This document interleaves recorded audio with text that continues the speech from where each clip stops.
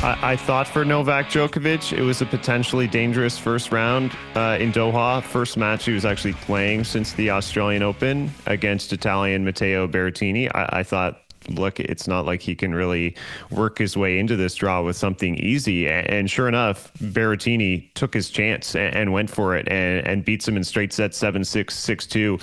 Really impressed by Berrettini's performance, reminiscent, I think, of when we saw him around the top 10. And he, of course, is a Wimbledon finalist. He's been to semifinals of U.S. Open and made a deep run at the French as well. I just watched and I thought, this isn't bad tennis from Novak Djokovic, but he never tapped into that extra gear where we see him find a little more, dig himself out of situations, kind of push the envelope and gut out a win.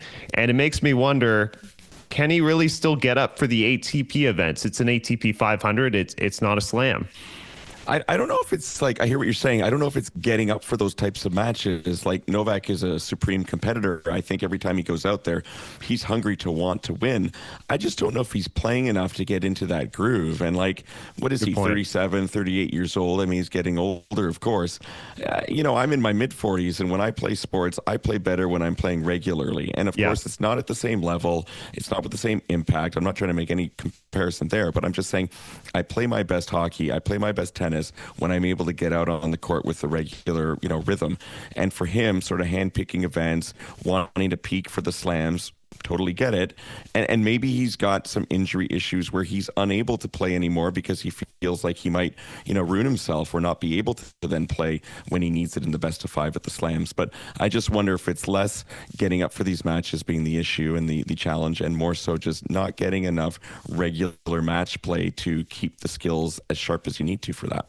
Yeah, that's a good point. And we should say, like, obviously he's practicing and he's getting in practice sets. It is just never a substitute for tournament competition ever. And the last year, I think, for Rafa, and he kind of went out with a whimper, to be honest, in 2024. I think that's what he was sort of pointing to, is he could not replicate tournament competition and tournament mode and getting those consistent reps of events. And we've seen Novak, consistently reduce his schedule now for the past 3-4 years. And in a way, maybe he was punished for it in 2024. At the same time, he won that huge title that had eluded him his entire career at the Paris Olympics. But as it stands now, Novak hasn't won an ATP title since 2023, which is crazy to think about. Absolutely. I mean, you surprised me when you said that stat, and it doesn't mean he's not going to be able to get one this year. I mean, don't you think, wouldn't you be shocked if he didn't get through this season by winning at least a couple of titles? I would be surprised. And you know what? I think on clay, I wouldn't be surprised if he goes and plays Belgrade. I think he has a passion for playing in front of those Serbian fans. And if he goes there, great chance to win. And look, he's still a contender. He's still a contender any event he plays. That's an obvious fact. Indian Wells and Miami have been a big place of success for him in the past, but we haven't seen it in recent years. And I think that's been diminished schedule or diminishing that priority of Masters 1000s when it used to mean, almost as much to him as slams used to mean. And now he's got to be careful with his ranking as well, because the less he plays or the more results like this that he has, that ranking is going to continue to fall. We saw him seeded 7th at the Aussie Open, which was really strange to see that number next to his name. If you don't win, it's not going to get any better. And what's going to happen is, it reminds me a little bit of Pete Sampras in the last year or two of his career, where his rankings started to slide into the late teens, even early 20s, I believe. And that's going to put you in a perilous position in terms of the draws that come out at these slams. You want to avoid the big names, obviously the top seeds, until you get to the quarterfinals, the semifinals, and that's just not going to happen if he finds himself seated between 10 and 20 for Roland Garros or Wimbledon. No kidding. I want to know one more match that I took out of Doha. Stefanos Tsitsipas, who has been, I think, notably struggling now for the past year. Early loss in Australia, early loss last year at the U.S. Open, out in the second round of Wimbledon last year. In Doha, takes to the court first round against Hamad Medjedovic, very talented Serbian who was actually coming off a title the previous week. Late in the third set, Medjedovic, it's 4-5. Slides out for a ball, ruptures a leg muscle. He's howling on the court, hobbled. He can't run after this. He can hardly jog, and somehow serves his way to a third set tiebreak win over Tsitsipas without barely being able to move on the court. Watching them shake hands was unbelievably awkward, seeing someone like limp up to you to reach you to the net as the winner. It was stunning, especially for him to do this against someone who's, you know, a two-time Grand Slam finalist. He's been in the finals of Australia. He's been in the finals of the French Open. And now I wonder if Tsitsipas can hold his place in the top 10 and stay in that mix. I was wondering as I saw your prep notes here about this and what's going on with Tsitsipas. My first thought was maybe him and Badosa aren't together anymore, and it's really affecting him. You know, and full disclosure, I don't really pay attention to they're together. You know, tennis romances. But as I googled it, you're right, they are still together. So there goes that theory. But I mean, look, Tsitsipas at the best of times is a very cerebral, mysterious, you know, kind of out there dude, and so that's part of it too. But I don't know. I wonder, and we've talked a little bit recently about Daniil Medvedev too, but you almost wonder about these guys who are in that late 20s stage of their career.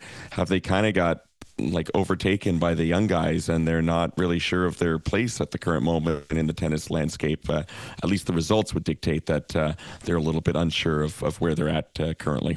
Yeah, I think it's almost like getting caught in tennis purgatory, where obviously you're good enough to win matches and hold your place on the ATP, certainly, and he's going to stay in the top 20, no doubt in my mind. But he's caught in that place where, can he extend past a quarterfinals, semifinal? Is he ever going to get his chance to get back in a major final? That is what I question. And the tour, to me, keeps evolving and getting better and better, which makes it even harder.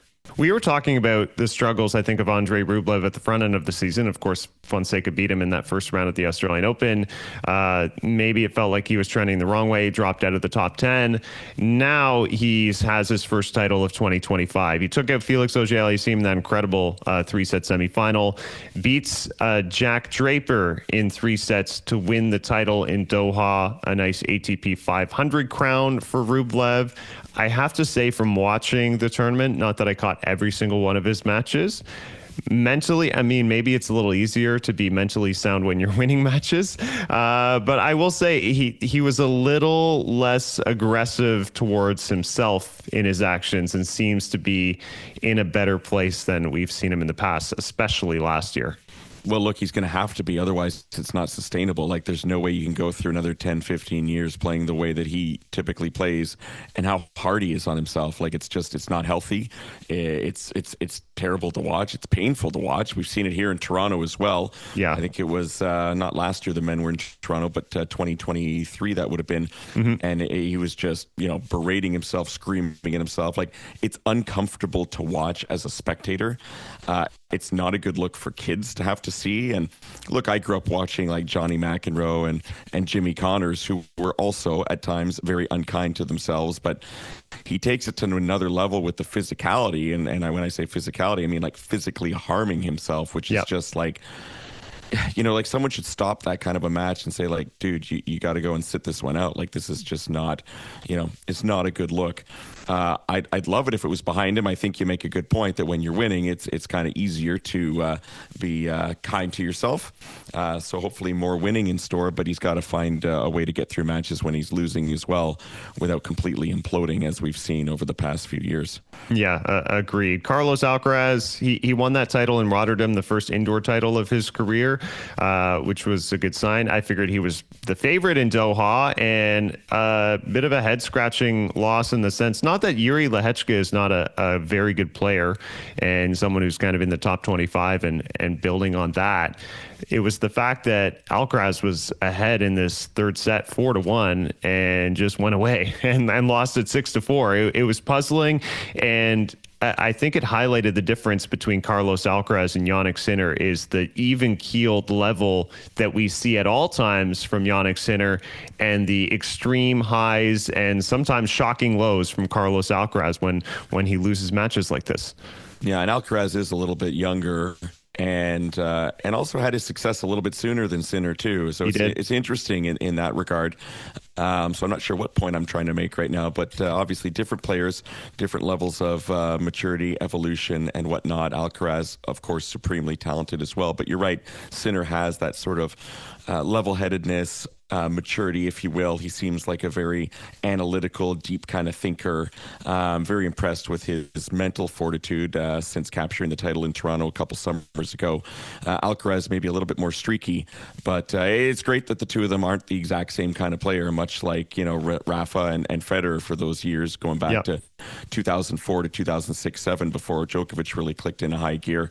Again, very different personalities and approaches to the game, both inside their head and with the physicality and the tangible skills that they bring on the court too. Thank you guys so much for watching us at Matchpoint Canada. If you like our work, follow along, hit the subscribe button below.